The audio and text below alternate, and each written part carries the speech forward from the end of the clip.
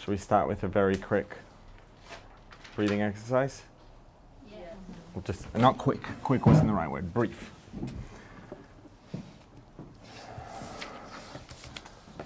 I think I could really use it. That's why I suggested it. Okay.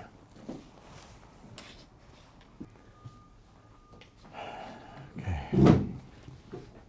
Let's close our eyes. And number one is just slow down.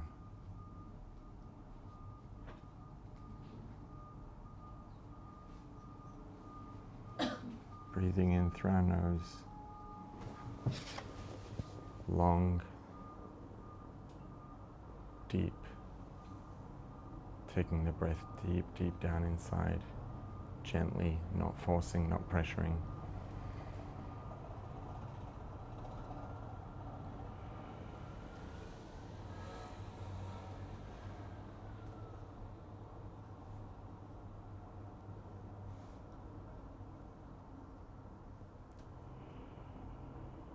And just give your body permission to slow down.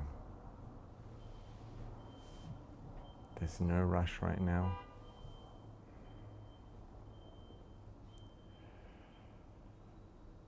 There are no emergencies.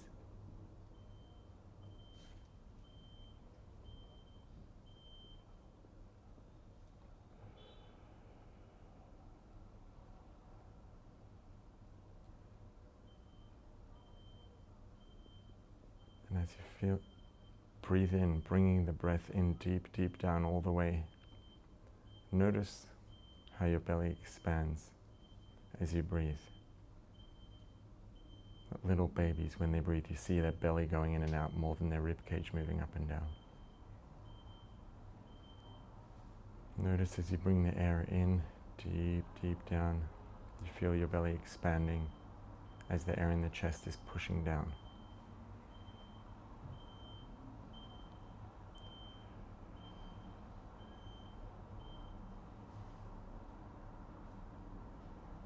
Notice what your lungs feel like as they expand, as they fill up with air.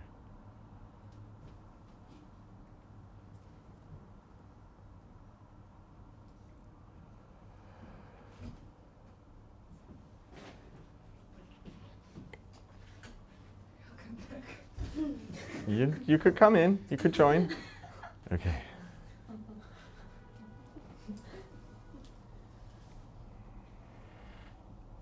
Notice, I'm pointing this out, I'm making the observation in myself, but notice whether this is the case for you as well. How now when you close your eyes, you can get back into that space so much more rapidly than when we started. Because your body, you've already given your body permission to slow down, to start being present, becoming present, not to panic. There's no emergencies. And when our bodies feel like they need to run, it can be a real process to slow down and to just become present. Becoming physically present isn't enough, because if our nervous system still is in overdrive wanting to run, then it's going to be running and our mind's going to be running. And our body's going to be just as tense as it was when it was running, or if it would be running, even if we're still.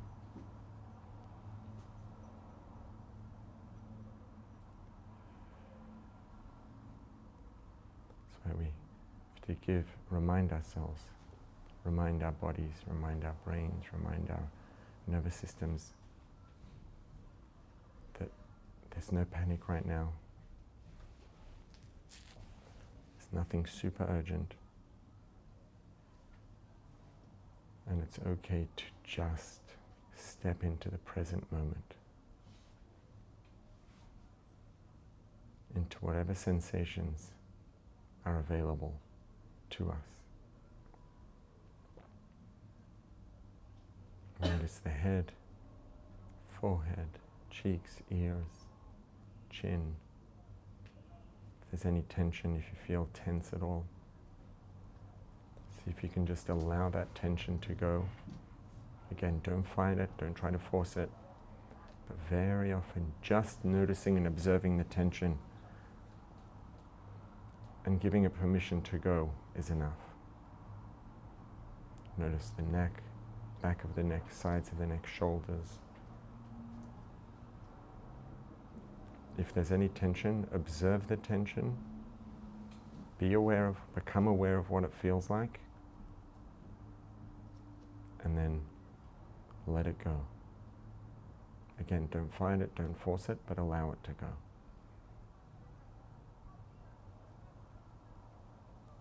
Continue deep breaths in, deep down.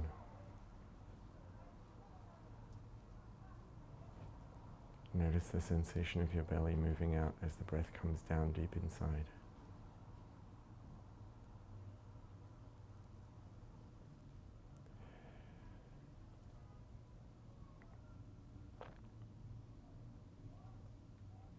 And then see if you can become aware of whatever sensations are present inside your torso, in your chest, in your abdomen, in your belly.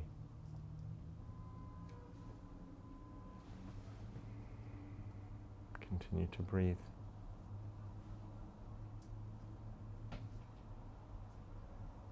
To slow down.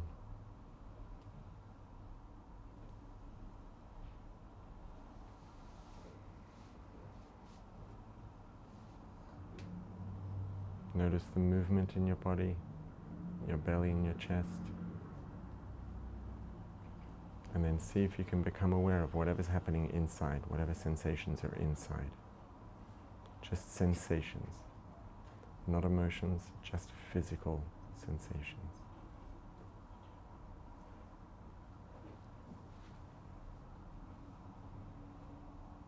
It can take some time to become aware of them, and it's okay, and it makes a lot of sense if it does. There's always something in there somewhere.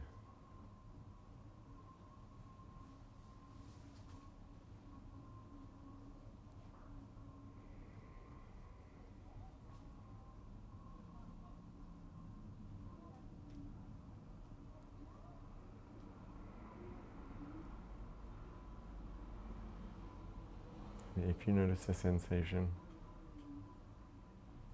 observe it. Notice what it feels like. Continue to breathe.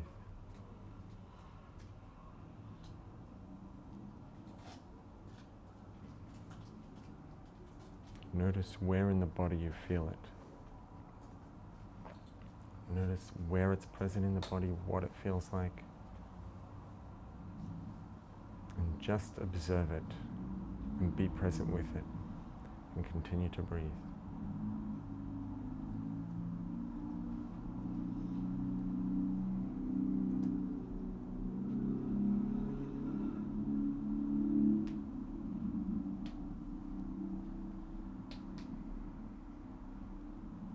And whenever you're ready,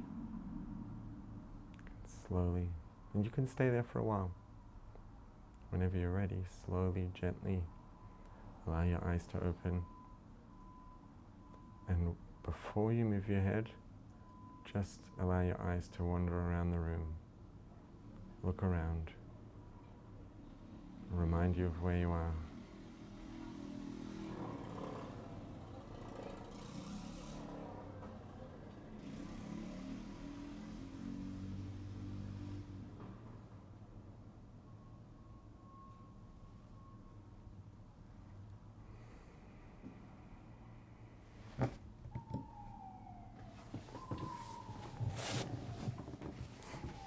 The primary objective of this is not about being relaxed. It very often can be very relaxing, but the real value lies not so much in the relaxation, but in the location in which we are present. The idea is, because we can come out of this, and very often it'll take a couple of minutes to ramp things back up, But we can get very active and very involved within a couple of minutes of ending something like this. But the idea is that now that we are here, instead of here racing around, whatever it is that we're doing, we are going to be doing it as a human being rather than doing it as a consciousness that is barely present in the body. We're going to be doing it as a whole human being, which is really, really, really important. It's healthy, it's productive, it's powerful, and ultimately that's dir b'tachtonim. Dir b'tachtonim is about us bringing Hashem into this world, into our bodies and into the world through our bodies.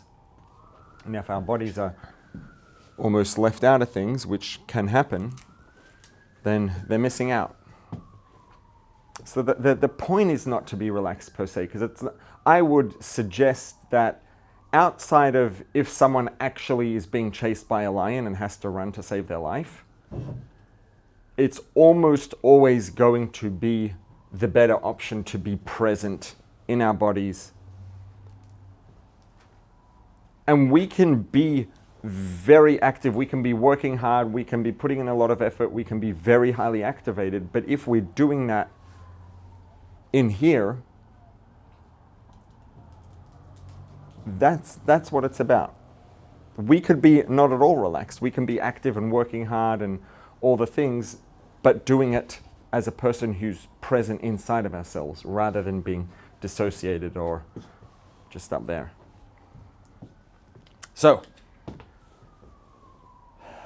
Parshas Noach. So we have obviously in this week's Parsha the Torah of the flood.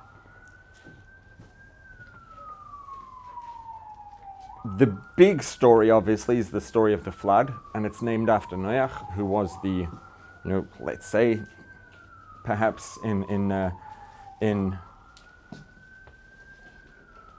archetypal storytelling terminology, perhaps the hero of the story of sorts.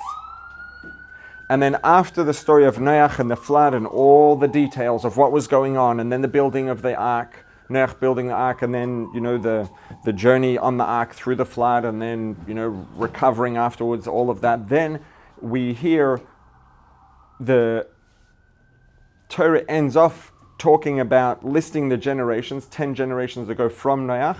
It zooms across 10 generations till we get to Avraham Avinu.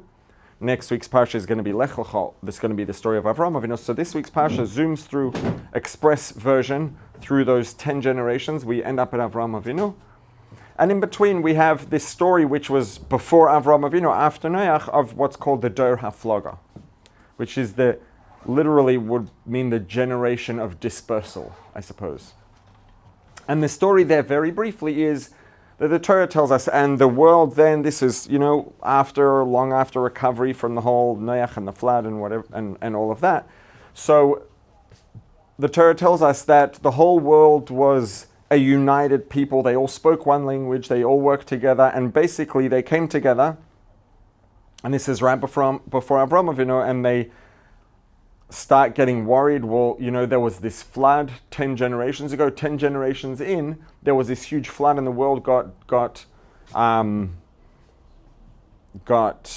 effectively destroyed. We don't want Hashem to do it again, so they built this tower, the Tower of Bavel. It wasn't actually called Bavel yet. It became named Bavel at the end of the story, but the Tower of Bavel, as it's known, they built this tower. They're going to climb up, build this huge tower to go and fight against Hashem and wage war against God, whatever that means. And the outcome of this was, as they were working together, building this tower, and obviously construction of that sort depends on communication, Hashem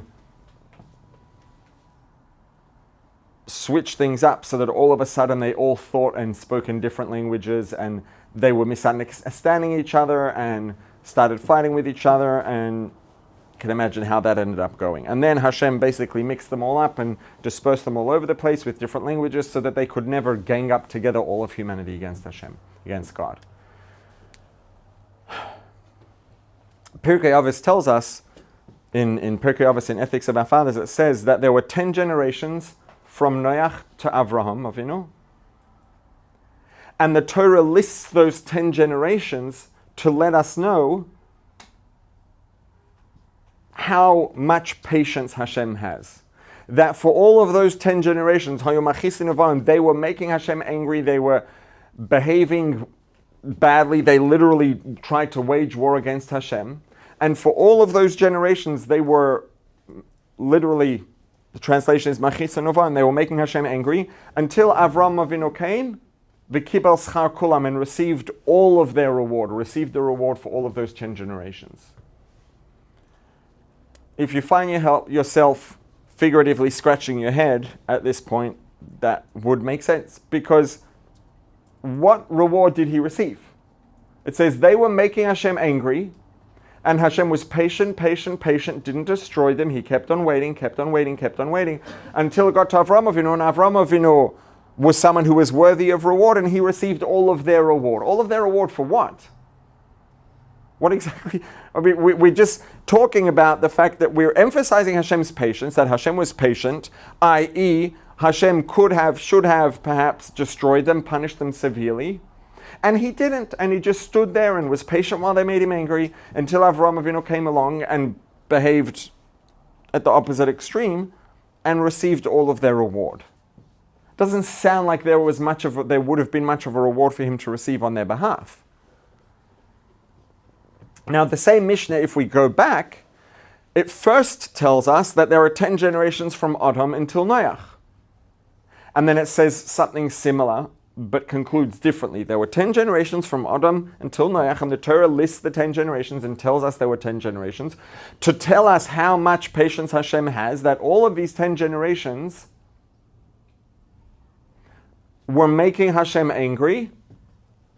And it took 10 generations until Hashem finally brought the flood and wiped them out.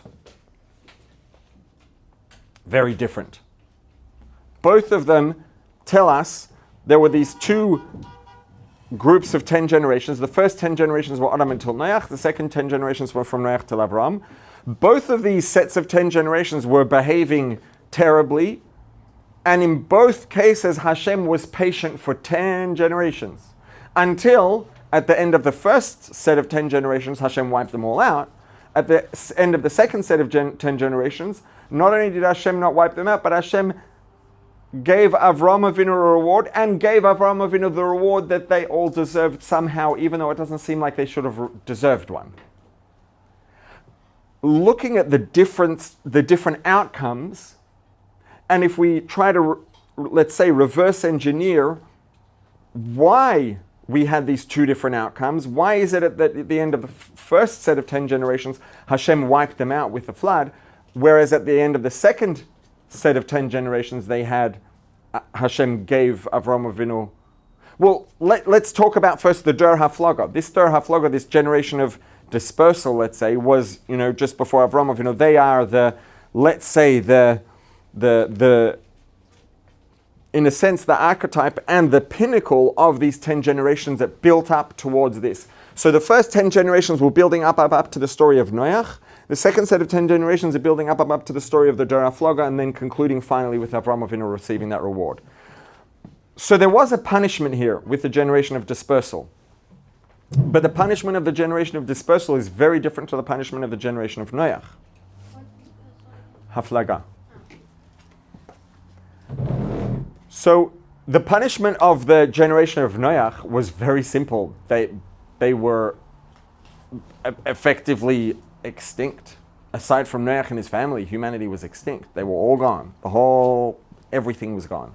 The second set of 10 generations was punished by being dispersed and mixed up and having their languages, reset, etc. Both of these generations did terrible things. But the punishments were very different because the specifics of what they did wrong were very different. And remembering that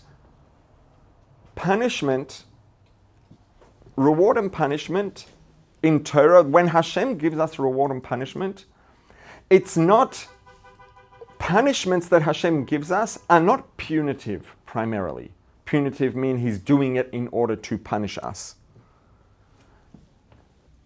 They are, and a lesson to take from this is that for human beings, whether it's for helping children learn the skills they need to live a functional and healthy life, whether it's for adults that one wants to train into work, whatever it is, when you want to train someone, the most powerful and effective tool, it's not always as simple as being able to just rely on this. It can get a little complicated and messy and confusing, but the most powerful and effective, and the reason it's the most powerful and effective is because it's real.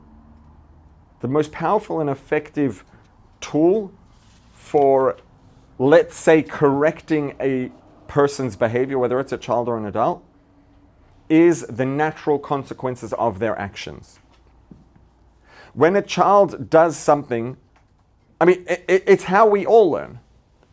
You use the word the natural. That, I don't know if I'm just like reading into this too much, but does that imply that, like usually when people say natural, it implies it doesn't have to do with Hashem. Are we trying to shift No. from... When I say natural consequence, what I mean is the consequence that naturally occurs. That just shows up. Not as opposed to Hashem, but as opposed to us imposing a consequence. Right? So when, let's say, for example, if, random example, right? Well, this would be a relatively natural consequence. If, you want the children, let's say, to learn that when they finish playing, they need to clean up and put their things away. And they want to go to the park and it's Sunday afternoon, and you say something to them like, oh, amazing, let's go to the park. Let's clean up so we can go. And if there's resistance to cleaning up, one approach might be, I mean, there could be many approaches, but there might be an approach like, clean. We have to clean up within the next 5 minutes or we're not going. Which is kind of a hybrid. Maybe it's in between, but communicated not ideally. Or if we don't clean up, this and this is going to happen. If the parent, whoever it is that's leading in this situation, would say something like, listen, we have until whatever time it is to be back from the park. In order for it to be worth going to the park, we need to leave the house within 15 minutes. Otherwise, it's going to be too late to go. So if everything is cleaned up within 15 minutes, we're going to go. If things aren't cleaned up within 15 minutes, it's going to be too late and we're not going to be able to go.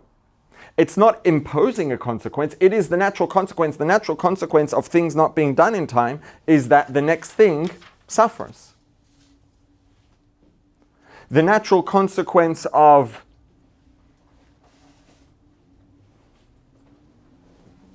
dropping something on the floor is that it needs to be cleaned up. The natural consequence of going to bed late is either sleeping in or being really tired in the morning. Now, obviously, the extent to which we can allow someone to depend entirely on natural consequences is going to vary with age, etc. But learning from natural consequences ultimately is the most effective and powerful way to learn. I mean, punishments, imposing severe punishments can be a very effective way of compelling a certain behavior, but it's not really teaching the behavior. It's not training the behavior from a healthy place. It's not training the behavior for the right reasons. It's not teaching the person about why it's important and valuable to behave that way. And all the punishments and rewards in Torah are natural consequences. Mitzvah, the word mitzvah, which means commandment, also means sabsa, connection.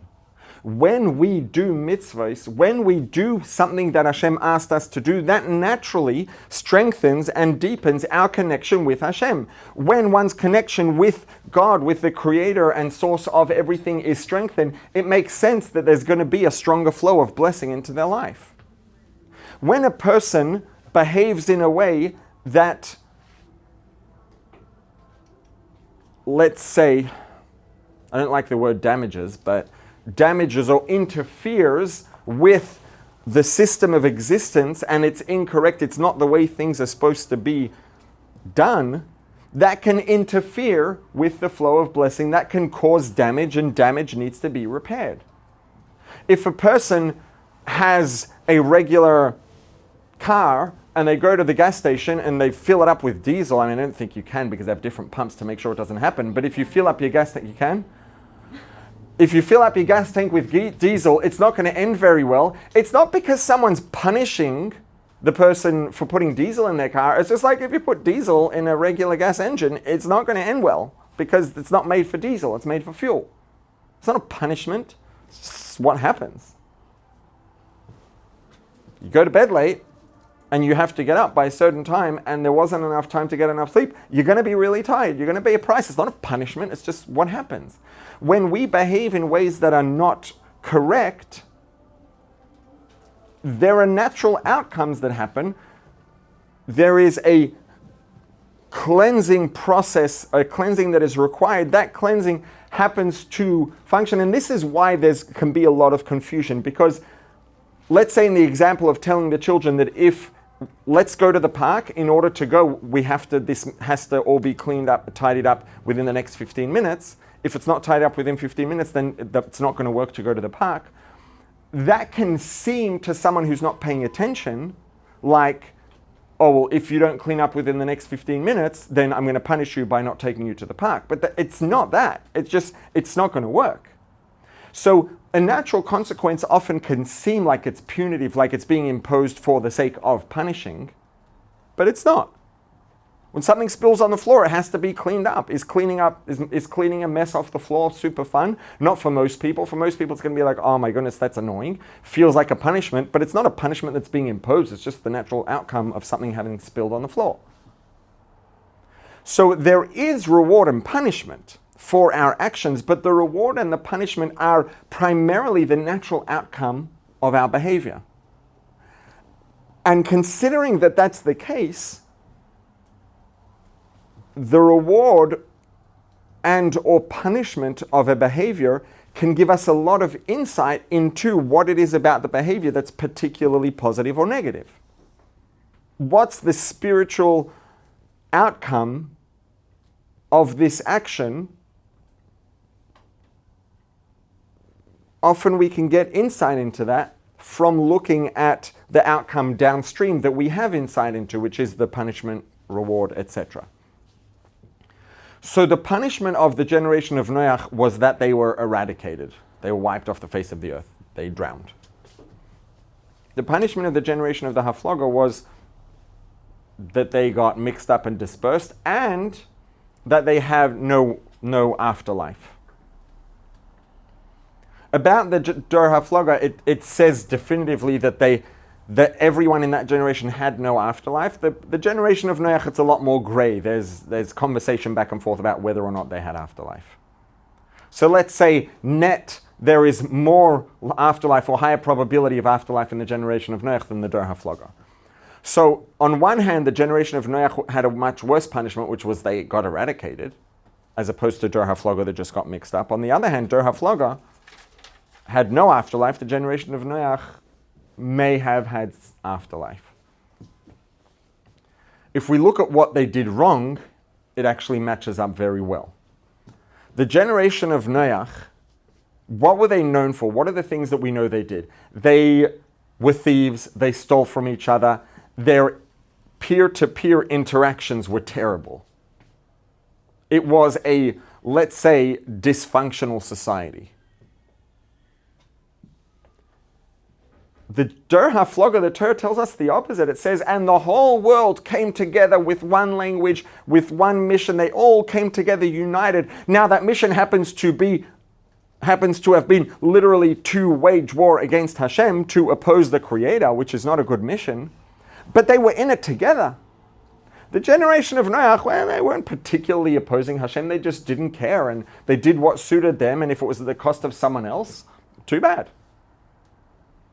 So when it came to, let's say, civil, tangible, physical, the tangible physical layer of life, civil peer-to-peer interactions, the generation of Noach was a train wreck.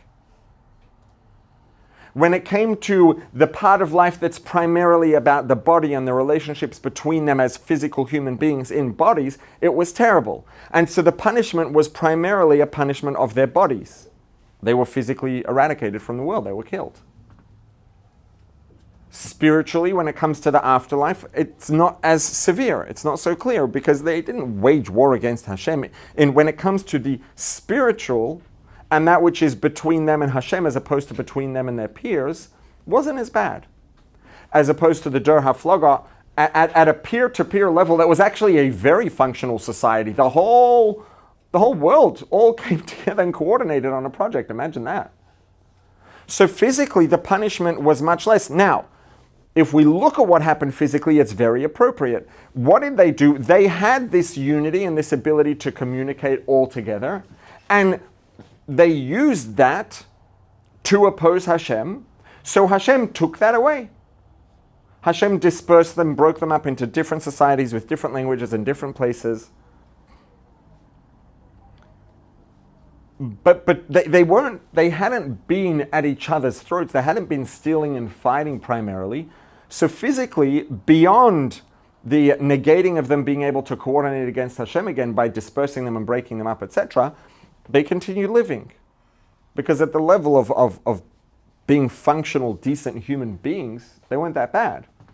When it comes to the spiritual, to their relationship with Hashem, well, they literally unified to wage war against Hashem. So when it comes to the spiritual, the punishment was much more severe. And they had no afterlife.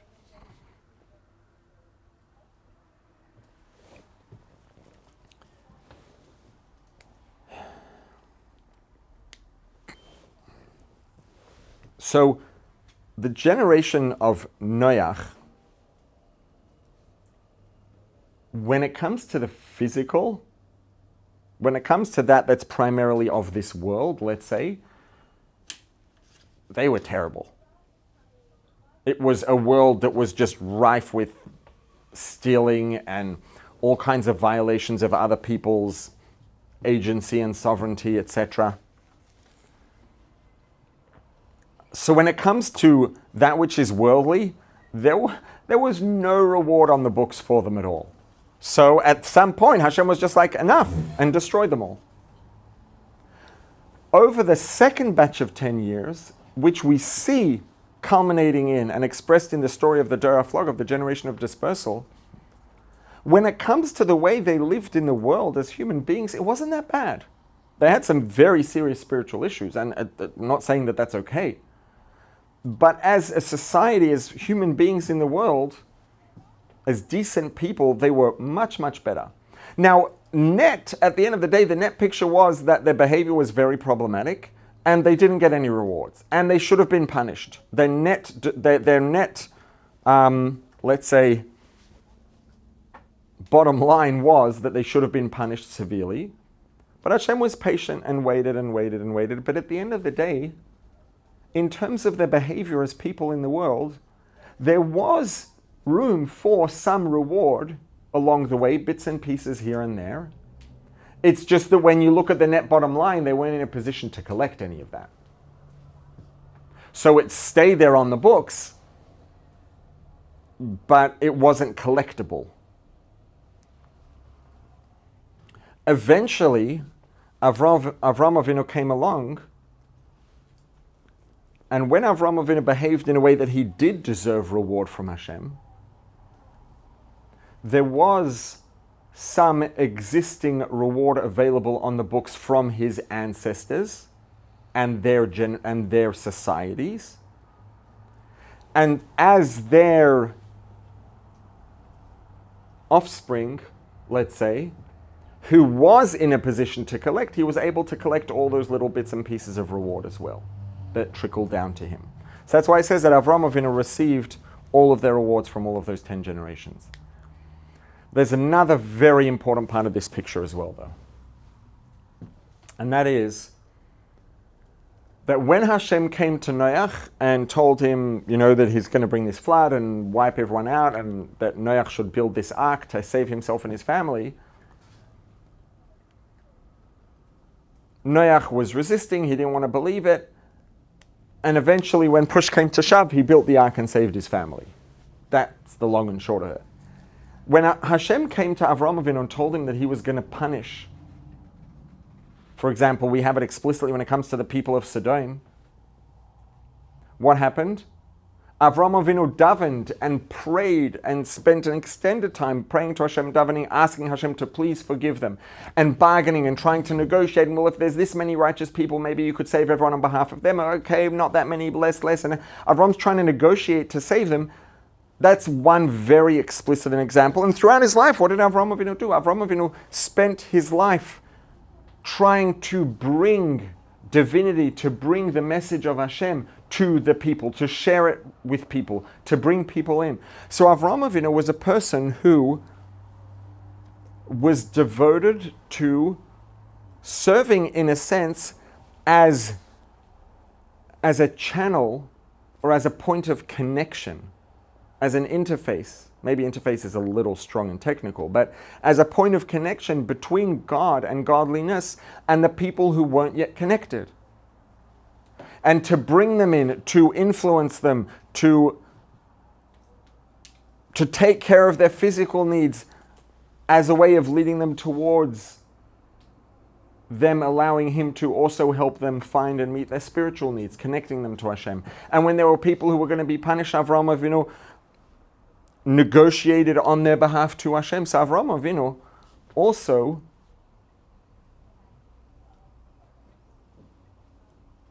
was functioning as a point of connection and as a point of, let's say, of facilitating the downward flow of blessing into the world, to the people around him, to the world around him. Avraham Avinu put a lot of time and effort and emphasis into being a facilitator of connection, a facilitator of flow of blessing, etc. Noach wasn't about that at all. So even if there had been some bits and pieces and fragments of reward that had shown up at some point throughout those 10 generations, that had shown up and been uncollected, and maybe there was spiritually, even if they were physically completely decrepit, maybe morally, maybe in the spiritual side of life, there were some fragments of reward here and there that showed up but hadn't been collected.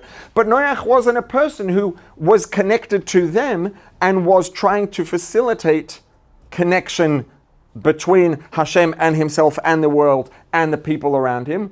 So there was no flow, there was no continuity that he had created that would have facilitated the flow of that reward into him to be able to receive it. As opposed to Avraham Avinu, who had been all about that.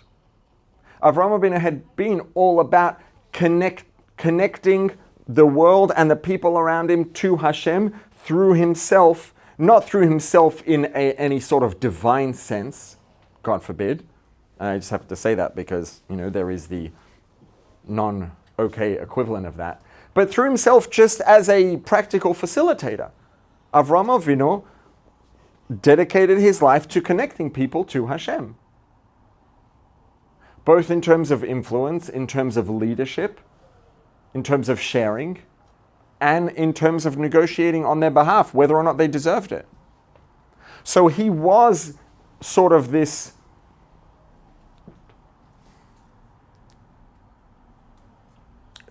almost like the center of the highway, which means that things were coming through him. He had a connection to the people around him. He had a connection to the world and the people in the world. And so if there were any fragments of reward, and there were, they made their way down together with everything else, and he was able to collect them and to get all of that reward.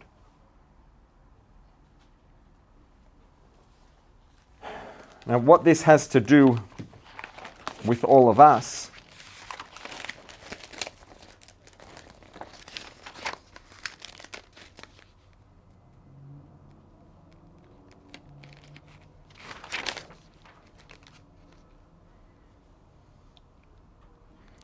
check if I missed anything.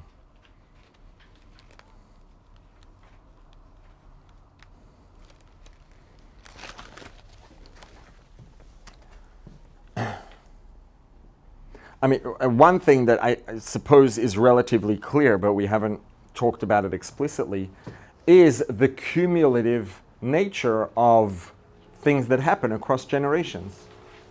Right? All the things that accumulated until Noach, Hashem was patient, until it all accumulated to the point that he was like, okay, my patience has been maxed. Obviously, that's a choice. It's not like Hashem wasn't able to have further patience, but Hashem decided that it was appropriate now to collect and to give retribution, remuneration, whatever we want to call it. And with Avraham Avinu again, Avraham Avinu received that reward. Why? That reward had been accumulated over 10 generations. It just hadn't been collected. We now are in a position where the world is ready for Mashiach, not just because of what we do, but because of the cumulative actions of generations and generations, tens of generations, dozens of generations of our people, of our ancestors, all of whom have worked in order to bring godliness into the world, to prepare the world for Mashiach, to bring the presence of divinity into the world to the point that it in a sense,